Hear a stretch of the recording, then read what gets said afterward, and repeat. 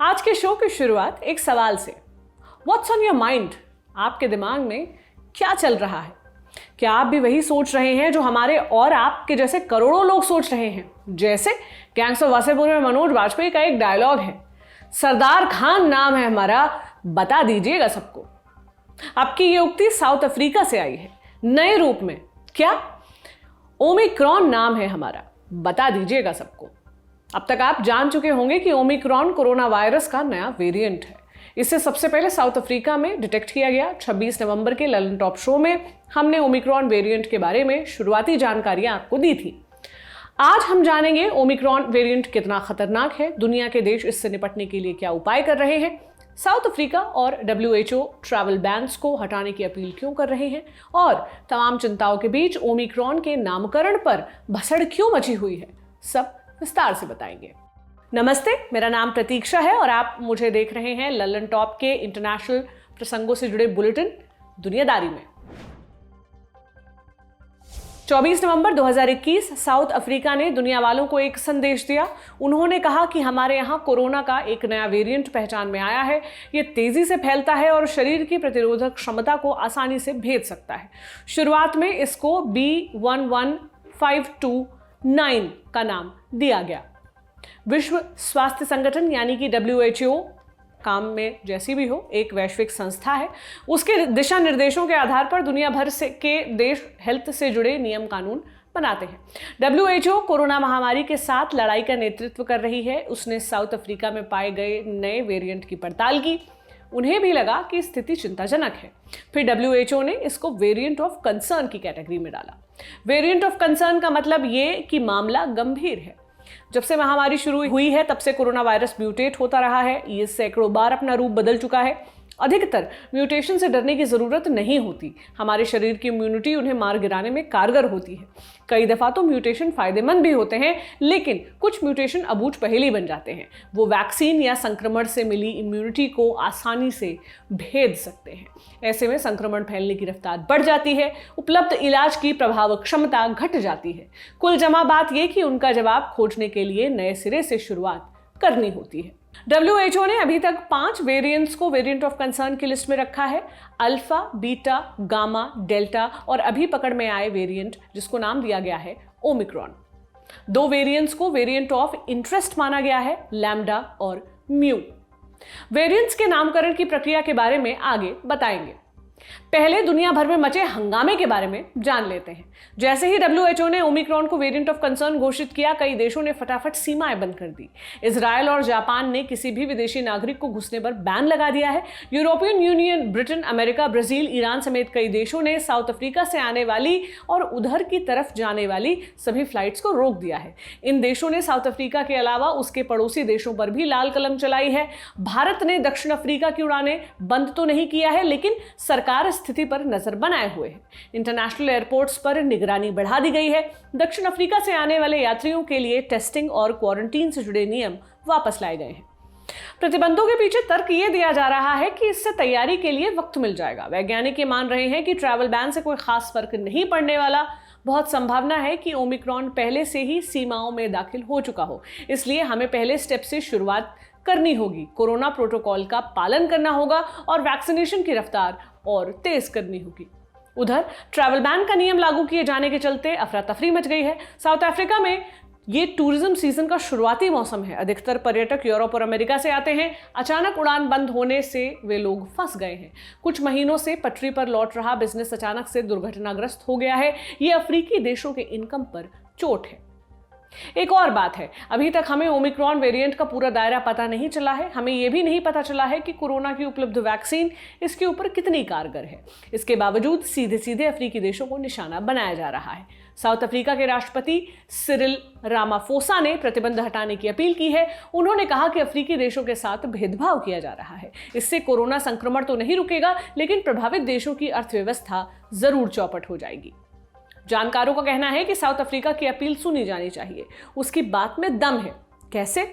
पहली बात यह कहना भ्रामक होगा कि ओमिक्रॉन वेरिएंट साउथ अफ्रीका की पैदाइश है। असल में इसका पहला केस साउथ अफ्रीका में पकड़ में आया।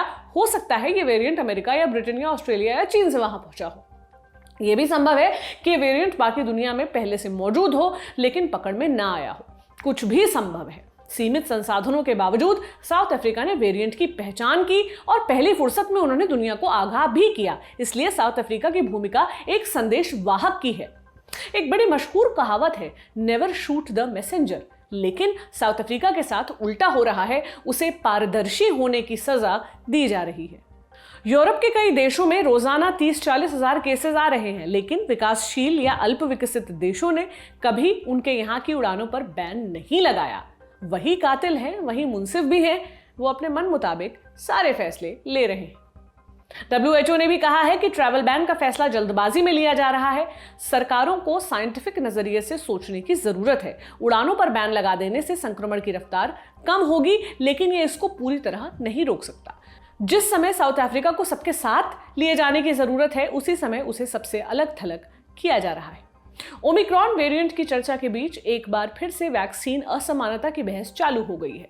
दुनिया भर के वैज्ञानिक और सामाजिक कार्यकर्ता एक बात दोहराते रहे हैं, no one is safe until we are all safe. यानी जब तक हर एक व्यक्ति सुरक्षित नहीं होता, तब तक कोई भी सुरक्षित नहीं है। कोरोना का एक नया केस पूरी दुनिया को नचा सकता है। इससे बचने के लिए जरूरी है कि सबको वैक्सीन लगे। ये आदर्श स्थिति होती है, लेकिन हुआ क्या? अमीर देशों ने वैक्सीन का स्टॉक अपने पास रख लिया। कुछ देशों ने तो आबादी से 6 गुना अधिक वैक्सीन रखी हुई है। इसकी तुलना में अफ्रीका लावारिस रह गया। उन देशों की बुनियादी समस्याएं हैं, भूख, गरीबी, प्राकृतिक आपदा, सिविल वॉर आदि। उनके पास वैक्सीन खरीदने के लिए पैसे नहीं हैं। WHO ने इसका भी रास्ता निकाला। उसने ग्लोबल वैक्सीन शेयरिंग स्कीम बनाई। इसमें डोनेशन से वैक्सीन खरीदी जानी थी, साथ ही विकसित देशों को अपने पास मौजूद अतिरिक्त हिस्सा दान करना था। दोनों में से कुछ भी ढंग से नहीं हुआ। दिसंबर 2021 तक कोवैक्स के जरिए 200 करोड़ डोजेस बांटने का लक्ष्य था। अभी तक इस मद में सिर्फ 54 करोड़ डोज ही आए हैं। रिपोर्ट्स हैं कि दिसंबर महीने में सप्लाई बढ़ाई जाएगी, लेकिन इन दावों पर भरोसा कैसे किया जाए? असमानता का एक और उदाहरण सुन लीजिए। नॉर्थ अमेरिका में 64% और यूरोप में 62% आबादी को कोरोना वैक्सीन की कम से कम एक डोज लग चुकी है। अफ्रीकी महाद्वीप में यह आंकड़ा 10% से भी कम है। साउथ अफ्रीका इस महाद्वीप के बाकी देशों की तुलना में बेहतर स्थिति में है। वहां 42% आबादी को वैक्सीन की एक खुराक लग चुकी है। साउथ अफ्रीका के पास ठीक ठाक संसाधन भी हैं, इसके बावजूद हालात नाजुक हैं। बाकी देशों के बारे में बस कल्पना ही की जा सकती है। अमेरिकी अखबार वॉशिंगटन पोस्ट में छपे एक लेख में सटीक बात कही गई है। अगर ओमिक्रॉन पश्चिमी देशों में तबाही मचाता है, तो वो अपनी बोई हुई फसल ही काट रहे होंगे। ये उन्हीं की गलती होगी। गॉर्डन ब्राउन 2007 से 2010 तक ब्रिटेन के प्रधानमंत्री रहे। फिलहाल वो WHO के एम्बेसडर हैं। ब्राउन ने ब्रिटिश अखबार गार्डियन में लिखा है, लगातार दी जा रही चेतावनियों के बावजूद हम विकासशील देशों तक वैक्सीन पहुंचाने में नाकाम रहे। ये हम पर भारी पड़ने वाला है। हमने सब सुनकर अनसुना कर दिया और अब स्थिति गंभीर हो चुकी है। अब सवाल ये उठता है कि कोई उम्मीद बची है या नहीं? अभी उम्मीद है। जिस डॉक्टर ने सबसे पहले ओमिक्रॉन वेरिएंट का पता लगाया, उनका कहना है कि अभी तक इसके लक्षण बहुत गंभीर नहीं दिखे हैं। हालांकि ये शुरुआती ऑब्जर्वेशंस हैं। जैसे जैसे जांच आगे बढ़ेगी, नए नतीजे निकलेंगे, तभी निश्चित होकर कुछ कहा जा सकेगा। क्या उपलब्ध कोरोना वैक्सीन बेअसर होगी? जानकारों का मत है कि ऐसा नहीं होगा। पुरानी वैक्सीन से मिली इम्यूनिटी ओमिक्रॉन को आसानी से अपना काम नहीं करने देगी। अगर पूरी सुरक्षा नहीं भी मिली तो भी हॉस्पिटलाइजेशन और मौत से बचने की संभावना बरकरार रहेगी। फाइजर और मॉडर्ना ने दावा किया है कि वे 100 दिनों के भीतर ओमिक्रॉन स्पेशल वैक्सीन तैयार कर सकते हैं। वैज्ञानिक वैक्सीन की उपयोगिता जांच रहे हैं। पूरा रिजल्ट आने में 1 से 2 हफ्ते का वक्त लग सकता है। जब तक हम पूरी तरह श्योर नहीं हो जाते, तब तक के लिए क्या करना होगा? कोरोना प्रोटोकॉल्स का पालन करना होगा। सोशल डिस्टेंसिंग और मास्क को दिनचर्या का हिस्सा बनाना होगा। और सबसे जरूरी बात, अगर वैक्सीन को लेकर किसी तरह की हिचक या थ्योरी मन में समाई हो तो उसे भी दूर फेंकना होगा। ये तो हो गई व्यक्तिगत बात। सरकारों के स्तर पर अभी बहुत उदारता की जरूरत है। कोरोना वैक्सीन के पेटेंट को लेकर लंबे समय से बहस चल रही है। जो कंपनियां वैक्सीन बनाने में सक्षम हैं, उनके साथ फॉर्मूला साझा करना जरूरी है। जो देश वैक्सीन के स्टॉक पर कुंडली जमा कर बैठे हैं, उन्हें भी अपना हट छोड़ना चाहिए। अगला वेरिएंट कहां से निकलेगा, कहा नहीं जा सकता। चेक गणराज्य की एक लोकोक्ति है, hope is a good breakfast but a poor dinner. अर्थ कुछ यूं होगा, उम्मीद करना अच्छी बात है, लेकिन उस पर टिके रहना मूर्खता। जैसा कि किसी सज्जन ने कहा था, करने से होगा, वो समय आ चुका है। अब बात ओमिक्रॉन के नामकरण की। कोरोना वेरिएंट्स के नामकरण को लेकर लंबे समय तक विवाद चला। वेरिएंट्स के नाम संख्या में होते थे, उनके उच्चारण को लेकर समस्या आती थी। फिर हुआ ये कि वेरिएंट जहां मिला उस जगह का नाम जोड़ दिया गया। जैसे B16172 सबसे पहले भारत में पकड़ में आया था, पॉपुलर कल्चर में उसे इंडियन वेरिएंट कहा गया। यह आपत्तिजनक था। उसी तरह जैसे कोरोना वायरस को चाइनीज वायरस या वुहान फ्लू कहने पर आपत्ति जताई गई थी। WHO ने इस विवाद से बचने का एक उपाय निकाला। उन्होंने कहा कि वेरिएंट्स का नाम ग्रीक अल्फाबेट के लेटर्स के आधार पर रखे जाएंगे। इससे बोलने, पहचान करने और याद रखने में आसानी रहेगी। इससे किसी की भावनाएं भी आहत नहीं होंगी। मई 2021 से सिस्टम लागू हो गया। वैज्ञानिकों के लिए नंबरिंग वाला नाम चलता रहा। आम लोगों के हिस्से में अल्फा, बीटा, गामा, डेल्टा जैसे नाम आए। ओमिक्रॉन के नामकरण पर हंगामा क्यों हुआ? ओमिक्रॉन ग्रीक अल्फाबेट के में 15वें नंबर पर आता है। WHO ने अभी तक 7 वेरिएंट्स को नाम दिया है। डेल्टा चौथा लेटर है। उसके बाद के 6 लेटर WHO के मानकों पर खरे नहीं उतरे, इसलिए 2 वेरिएंट्स ऑफ इंटरेस्ट की पहचान 11वें और 12वें लेटर से की गई, लैम्डा और मी। जब साउथ अफ्रीका में नए वेरिएंट पकड़ में आया तब WHO ने फिर से किताब खोली। 13वां लेटर था नू, 14वें नंबर पर शी। ओमिक्रॉन 15वें नंबर पर दिख रहा था। WHO ने क्या किया, उसने नू और शी को साइड कर दिया और ओमिक्रॉन के कंधों पर बोझ डाल दिया। नू और शी दोनों WHO के मानकों पर खरे उतरते थे, इसके बावजूद उन्हें स्किप क्यों किया गया? बकौल WHO नू कुछ न्यू यानी नया से मेल खाता है। शी के साथ समस्या यह है कि यह चीन में बहुत ही कॉमन सरनेम है। WHO का तर्क था कि बीमारी के नामकरण में संस्कृति, समाज, देश, क्षेत्र या किसी समूह को आहत करने से बचना चाहिए, यही सही तरीका है। नू पर तो बहुत चर्चा नहीं हुई, लेकिन शी को छोड़े जाने से कुछ लोगों को आपत्ति है।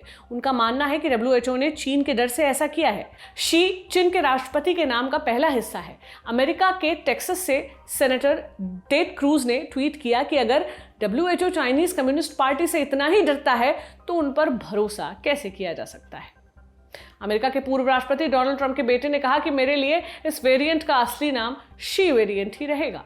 WHO पर चीन के माथात काम करने के आरोप लगते रहे हैं। कोरोना के बारे में दुनिया को बताने की बात हो या ताइवान को वर्ल्ड हेल्थ असेंबली में ना बुलाने की, कोरोना के नियंत्रण में ताइवान की मिसाल दी जाती है, लेकिन चीन ताइवान को अपना प्रांत मानता है। भारी दबाव के बावजूद WHO ने चीन का पक्ष लिया। नवंबर 2020 में हुई बैठक में ताइवान को नहीं बुलाया गया। इसको लेकर WHO की खूब आलोचना भी हुई थी। अभी ये स्पष्ट नहीं है कि नामकरण में चीन का दबाव था या नहीं, लेकिन हंगामा तो मच गया ही है। चाचा शेक्सपियर कह गए हैं, नाम में क्या ही रखा है, लेकिन ये कथा कुछ और ही दावे करती है। आज का दुनियादारी यहीं पर समाप्त होता है। आप सतर्क रहिए, सुरक्षित रहिए। कल आपसे फिर मुलाकात होगी, इस उम्मीद के साथ विदा लेती हूँ। शुक्रिया, शुभ रात्रि।